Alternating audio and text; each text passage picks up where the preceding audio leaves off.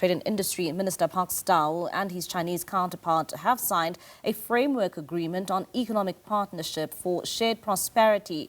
Now, Dao is leading the South African delegation in Beijing at the Joint Economic Trade Commission. And for more on what this means for the automotive industry, we are now joined by spokesperson for the Motor Industry Staff Association, Phakamile Hlubi-Majola, and she joins us now via our video link. Ms. Hlubi-Majola, thank you so much for your time this evening here in SABC News. I mean, let's start off here. What is your reaction as MISA to this trade agreement which has been signed between South Africa and China? Good evening, and good evening to your viewers. Thank you so much for having me on your show. As MISA, we really welcome this trade deal between South Africa and China. We believe that it is going to be hugely beneficial for our members in the retail motor sector. MISA's position has been that the South African government must take a nuanced approach when it comes to China. We were severely affected when the AGOA suspension came into place. It actually had a huge impact on the retail motor industry. We saw a massive drop in the export of vehicles. It plummeted to 80%. And of course, yes, whilst we have noted that AGOA has now been reinstated, the fact of the matter is that unfortunately, trade in the United States has proven to be risky. Unfortunately, under Donald Trump, trade is rather unreliable. And we do support the South African government's decision to broaden its horizons and create opportunities and to make new agreements that will assist in stimulating the economy and will also allow the South African market to get greater exposure. And Ms. Hlubi-Majola, also, what does this mean then when it comes to the benefit for the automotive sector, particularly like how you're highlighting that over the past few months, this industry did take a major knock, particularly because of those tariffs from the U.S. government? Could you repeat the question? I just missed what you said at the beginning. I was asking, what does then this mean for the automotive sector as a whole, particularly when it comes to jobs, workers? When we, come back from that issue we were facing with the tariffs being imposed by the U.S. government, and you highlighting that it did impact this industry quite significantly. Yes, for us, it is a massive opportunity. I mean, if you look at the details, basing this on the conversation that the minister had with the public broadcaster this morning, what the minister said is that South Africa would have tariff-free access to the Chinese market.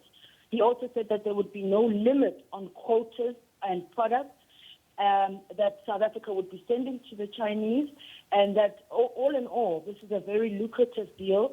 And of course, the purpose of this is to enable trade between South Africa and the market.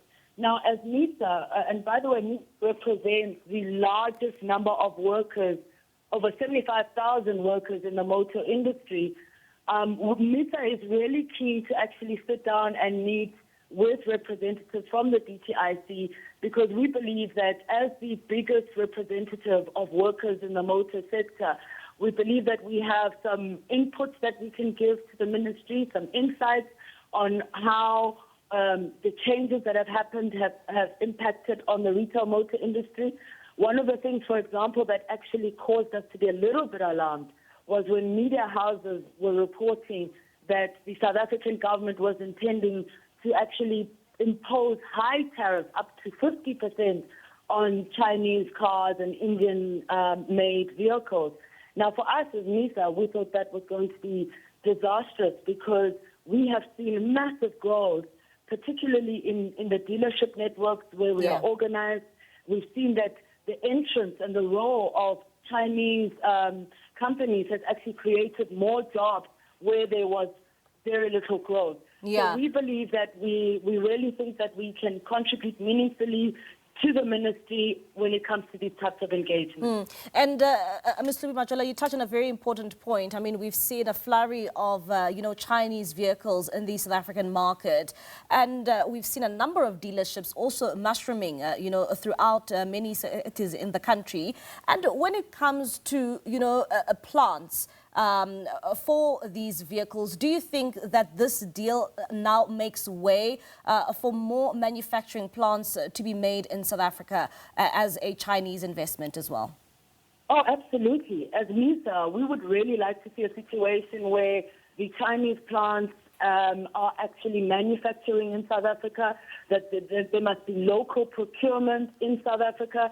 They must be particularly procuring from the components manufacturers in this country in order to stimulate the domestic economy. And this is where we would like government intervention from that perspective, so that we see growth all the way along the value chain.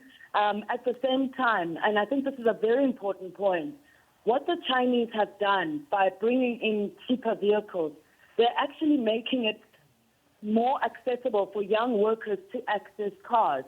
If you look at traditional automakers, I'm looking at VW, for example.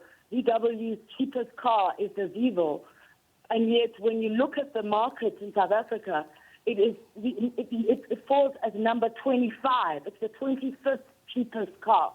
Now, for us, that is really unacceptable, because a lot of these traditional automakers, your VWs, BMW, etc., they've benefited hugely from South African, from the support from the South African government. You find that they manufacture here, but the local population cannot afford those vehicles. And we think that model needs to change. And so by the Chinese bringing in cars that are more accessible, it means that workers who are earning lower can actually access a vehicle far sooner. And if you consider the challenges that we face in our public transportation, which is unreliable and expensive, this becomes a very, very important achievement, and we would like to see more of that. All right, thank you so much for your time. That is Phakamile Hlubi-Majola. She's the spokesperson for the Automotive Industry Staff Association, talking to us there about how this trade deal between South Africa and China and how it will impact the automotive sector.